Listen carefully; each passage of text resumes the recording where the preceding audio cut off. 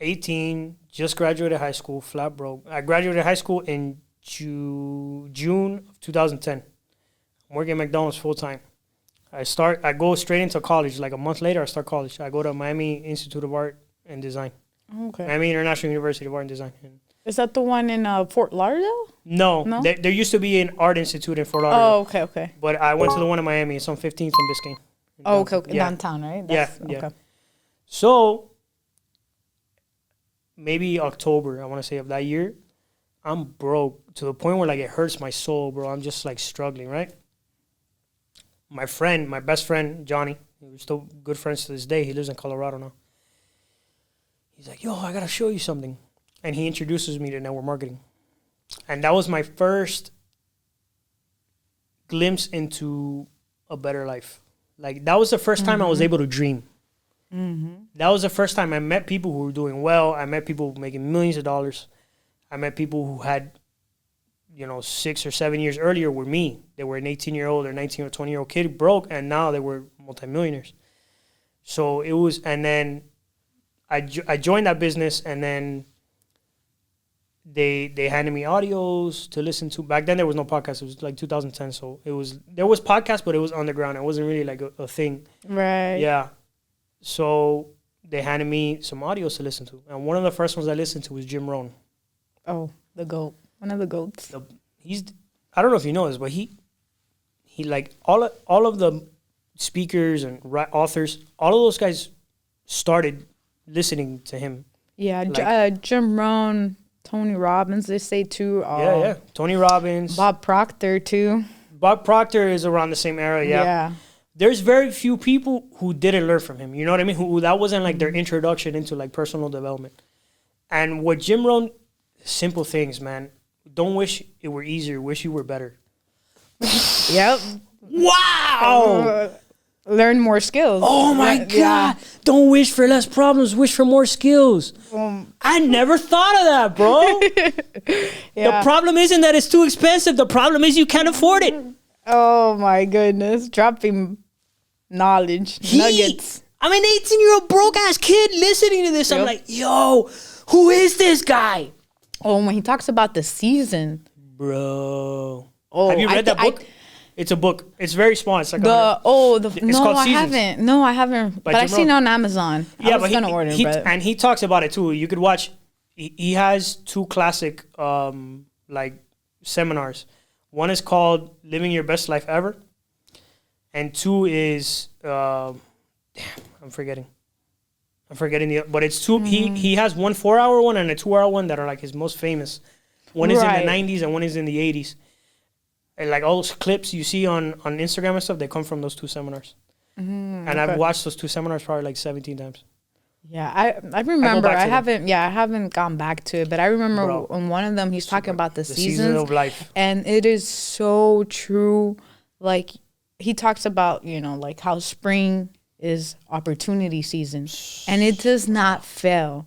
Ever. It really happens. Like something comes up, like somebody calls you, like, hey, let's do that, and that's the opportunity. And it does happen in springtime. Then summer comes. Summer, everybody wants to party, go to the beach, more pleasure, and it says protect your crops. Ooh. Summer. I'm like, oh my gosh. And then prepare for winter. And it says do not complain too. I forgot how exactly. Don't complain in the winter when you don't have a harvest. Right. There you go. Yeah, it was something along those lines. You reap what you sow in the fall. When the crop comes and you either have a giant crop and you do really well, or the crop sucked. Mm-hmm. That was based on what you did in the summer. Mm-hmm. In the summer, you either worked really hard, right, on your opportunity that you found, or you went and you just, summer, let's go party, And then in the fall, you either reap the rewards or you suffer the consequences. And then in the winters, when you feel it, winter's like, wow, these are the... And then in the winters, like when you didn't when you did the wrong things, that's when you feel it. You're like starving in the winter. You have no food, Yeah. And it's hard kind of not to complain, but it goes back to what we're saying. We all have choices too. It's like, what were you doing? Full circle. Yeah. Bro. Yep. Jim Rohn changed my life. Like the concepts, those small little concepts were so pivotal in the way I can't even put it into words, man. Everybody has those moments in their life where they were like, man, I listened to this guy, I heard this information, I read this book, and that idea changed the way I saw everything. And that for me was it's happened to me 4 or 5 times in my life where I saw, one pivotal thing but for me it was that, dude, Jim Rohn, he started it all. And then I got into, I've Tony Robbins and this guy and that guy, so, and then you have the more modern era, you have like Andy Frisella and, the more modern guys. Yeah, man, Andy Frisella, I love Andy Frisella. He's dope. Yeah. He gives it to you raw. I love that. I love that. And I love Ed Milet too, because Ed Milet's like opposite from him. Yeah, he's very like... He's very, I'll say like, he's not as like... raw. Out there, like aggressive. Yeah. He's very, like, I feel like he's very intentional, and when he talks, it's like very energetic. I feel like... both of them, yeah. but I feel like Ed Milet talks to you like he's your friend. Like, he's your friend that wants you to succeed. And Andy is like your older brother. Yeah. You know what I mean? Like, yo. Yeah, that's man. Funny. One guy I've gotten into, I don't know if you've heard of him. Dude, this guy's, you need to listen. Wes Watson. Have you heard of him? Oh, Andy Frisella, I think brought him, or they know each other. Like yeah, they're friends. Yeah. Bro, I think he just signed their first form or something. I don't know. Anyway, yo. I think he was in one of their podcasts or something. Yeah. Didn't he get like arrested, or he was the guy that went to jail? Check this out. I'm going to tell you his story. Yeah. Get ready to be amazed, bro. This guy goes to prison for 10 years. 10 years. Drug dealer. Like, his life is over.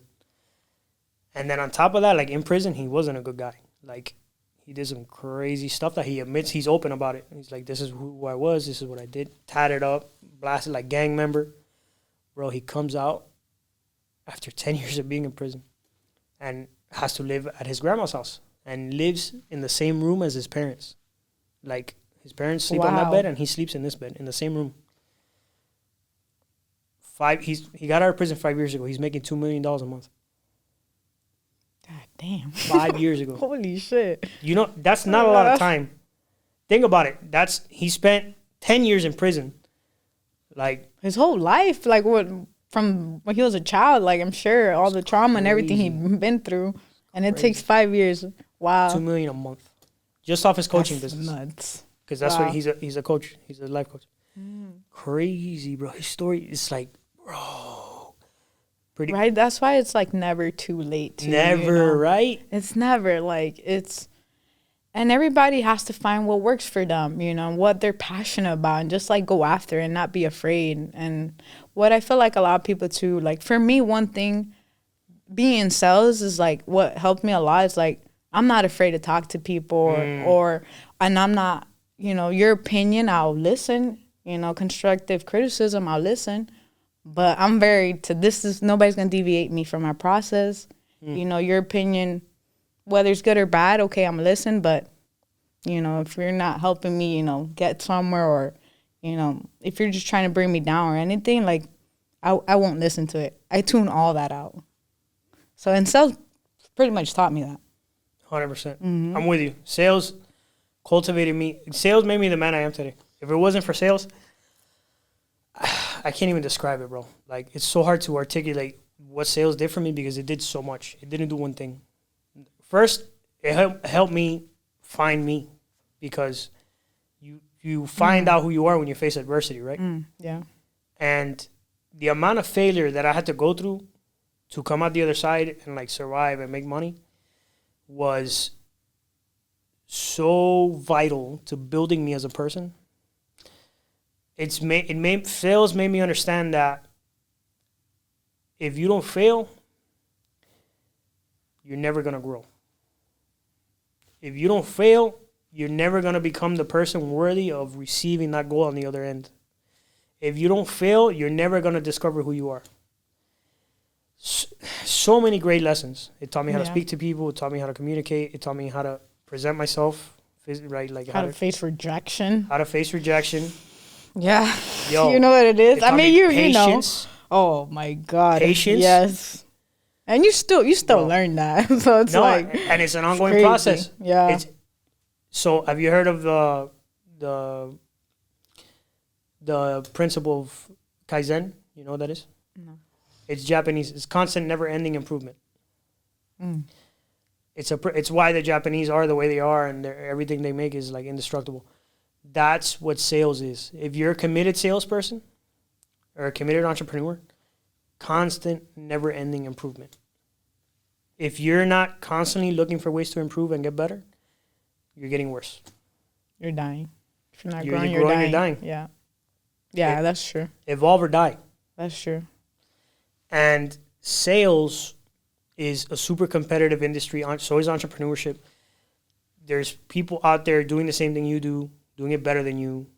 So you forced, in order to survive, you have to grow. You have to professionally develop yourself, personally develop yourself, be around other people who are doing good things, cut off negative associations, build good habits, put the right things in your brain, read the right books, listen to the right people. I learned all of this in sales. Yeah. And then that's why I think it's funny how people, oh, you're a salesperson. Yeah, I am a salesperson. So what? Yeah. Oh, yeah, and you go work a 9 to 5 that you don't like doing. Like, and it's like you know that I mean? bad like name, like for especially car dealers. Yeah, no, car sales. Yeah. Like it's unfortunate, but the stigma is that they're sharks. You Yeah. know, they're very deceitful.